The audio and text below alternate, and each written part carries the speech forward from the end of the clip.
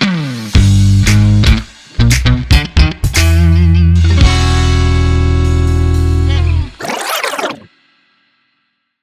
मैं आपसे कहूं कि दिलजीत दोसांझ 2024 के इंडिया के सबसे बड़े ब्रांड थे, तो क्या आपको किसी भी तरीके कोई डाउट होगा? कोई भी तरीके कॉन्टेस्ट करने का कोई चांस है? बिल्कुल भी नहीं।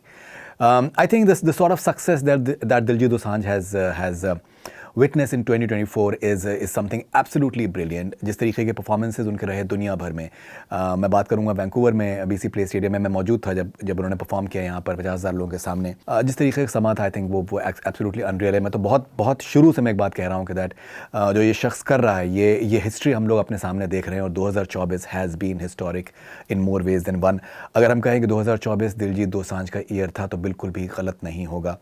चाहे यूएस कनाडा में जिस तरीके के सोल्ड आउट शोज़ रहे हैं, करीबन $112 मिलियन सिर्फ यूएस कनाडा में इन्होंने कमाया है, विच इज़ एब्सोल्युटली अनरियल। $22,000 तक के टिकट्स जो हैं कनाडा में रीसेल में अवेलेबल थे।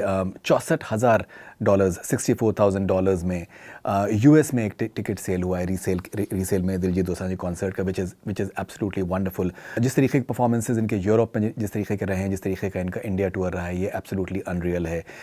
वीकडेज़ में वेडनेसडे थर्सडे के अंदर पूरे के पूरे एरिनाज भर देना, और एरिनाज इस तरीके की 15-20 हज़ार लोग भर देना बिल्कुल भी आसान नहीं है। इस बंदे ने करके वो दिखाया है, कंसिस्टेंटली करके दिखाया है। जो लोग पंजाबी जिनको आती भी नहीं है, मैंने कुछ लोगों से बात करी है जो कि who are white people and they absolutely love Diljit Dosanjh music.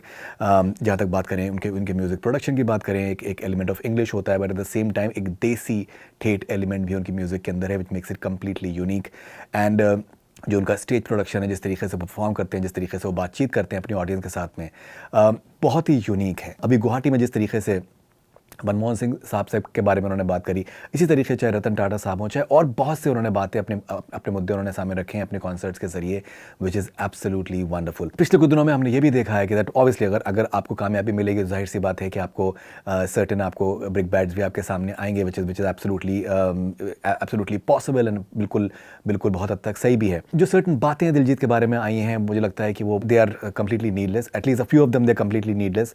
जो ये सर्टेन पंजाबी स्टार्स ने जिस तरीके के पॉडकास्ट पे वो इंटरव्यूज़ दे रहे हैं और बता रहे हैं कि भाई ये किस तरीके का टिकट्स जो हैं वो रीसेल जो हैं वो सही नहीं है, and this is not something which is good for music.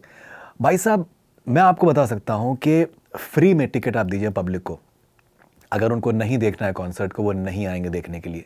अगर किसी भी ज़रिए से अगर कोई टिकट ख़रीदना चाह रहा है और वो टिकट ख़रीद कर वो आना चाह रहा है, this is something, this only tells volumes about the star in more ways than one।